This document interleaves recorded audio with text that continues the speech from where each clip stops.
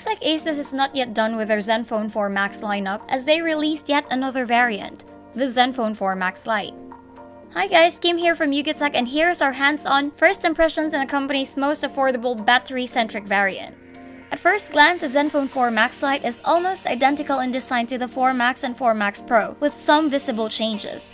However, it's still the same Zenfone 4 Max design that we praised for having a sleek and premium look. Looking at the front, we can see the LED notification light, LED flash, call speaker, and 8-megapixel front camera sitting above the 5.2-inch HD display with 2.5D glass. Under it are the capacitive buttons, where the home button also serves as a fingerprint scanner.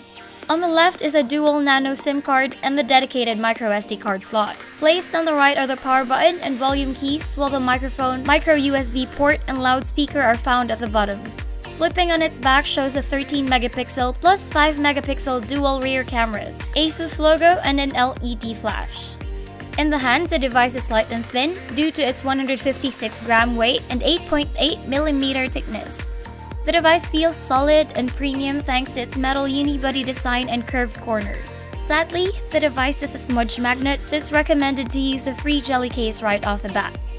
It sports a Qualcomm Snapdragon 425 processor with a Adreno 308 GPU. On top of that, it has 2GB of RAM and 16GB of internal storage. The main feature of the device is its 4100 mAh battery, which is a trademark of all the Max lineup. The Zenfone 4 Max Lite is priced at 7,995 pesos.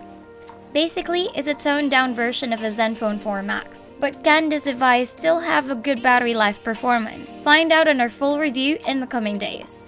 This has been Kim of Yugatech, and I hope to see you guys in the next video. Bye!